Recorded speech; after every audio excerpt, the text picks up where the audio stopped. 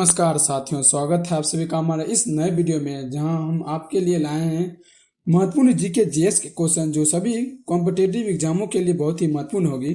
तो पहला सवाल है कि भारत का राष्ट्रीय गान किसने लिखा। तो भारत का राष्ट्रीय गान रविन्द्रनाथ टैगोर के द्वारा लिखा गया था। रविन्द्रनाथ टैगोर एक बंगाली कवि थे। राष्ट्रीय गान को भारतीय संविधान सभा द्वारा 24 जनवरी 1950 को अपनाया गया था। दूसरा सवाल है कि भारत का राष्ट्रीय गीत कौन सा है। तो भारत का राष्ट्रीय गीत वंदे मातरम है।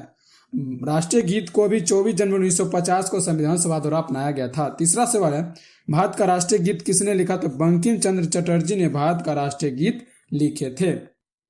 चौथा सवाल है कि महात्मा गांधी को राष्ट्रपिता सबसे पहले किसने कहा। तो सुभाष चंद्र बोस ने महात्मा गांधी को राष्ट्रपिता के नाम से संबोधित किए थे। पांचवा सवाल है कि हमारा राष्ट्रीय पंचांग कौन सा है। तो हमारा राष्ट्रीय पंचांग शक संवत है। छठा सवाल है कि राष्ट्रीय गान गाने की अवधि कितनी है। तो 52 सेकेंड राष्ट्रीय गान गाने की अवधि है। सातवां सवाल है रेडियो एक्टिविटा की खोज किसने की थी। तो हेनरी बेकरल ने रेडियो एक्टिविटा की खोज किए थे। आठवां सवाल है पेस मेकर का संबंध शरीर के किस अंग से है। तो हृदय से है। हृदय हमारे शरीर में एक रक्त को परिवहन करने यानी शुद्ध करने का कार्य करता है और हमारे हृदय का वजन 300 ग्राम होता है और यह मुट्ठी के आकार का होता है। और हमारे हृदय में 4 कक्ष होते हैं, दो अलिंद और 2 नील। नंबर सवाल है कि मानव शरीर की किस ग्रंथि को मास्टर ग्रंथि कहा जाता है। तो पीयूष ग्रंथि को मानव शरीर की मास्टर ग्रंथि कहा जाता है, क्योंकि यहीं से लगभग सभी ग्रंथियों को मास्टर ग्रंथि द्वारा नियंत्रित किया जाता है। 10वां सवाल है कार्बन का सर्वाधिक शुद्ध रूप कौन सा है। तो कार्बन का सर्वाधिक शुद्ध रूप हीरा है। अगर ये वीडियो आपको अच्छी लगती हो तो वीडियो को लाइक कर दीजिएगा, सब्सक्राइब कर दीजिएगा और शेयर जरूर कर दीजिएगा। अगला सवाल है एक्सरे का आविष्कार किसने किया। तो रोंटगन ने एक्सरे का खोज किए थे। 12वां सवाल है किस धातु का प्रयोग मानव द्वारा सबसे पहले किया गया था। तो तांबा को सबसे पहले मानव द्वारा प्रयोग किया गया धातु था। 13वां सवाल अंतरिक्ष यात्री को बाह्य आकाश कैसा दिखाई पड़ती है। तो काला रंग का दिखाई पड़ती है। 14वां सवाल है दूरबीन का आविष्कार किसने किया था। तो गैलीलियो ने दूरबीन का आविष्कार किए थे। 15वां सवाल है दिल्ली स्थित महात्मा गांधी की समाधि का क्या नाम था। तो राजघाट दिल्ली स्थित महात्मा गांधी के समाधि स्थल का नाम था। अगला सवाल है भारत में पहली रेल कहां से कहां तक चली। तो बंबई से थाने के बीच 34 किलोमीटर में चली थी और 16 अप्रैल 1853 को भारत में पहली बार रेल का आगमन हुआ था और वर्तमान में मुंबई में पड़ता है। 17वां सवाल है भारत में पहली बार मेट्रो रेल सेवा किस नगर में आरंभ हुई थी। तो कलकत्ता में सबसे पहले मेट्रो सेवा उपलब्ध हुआ था।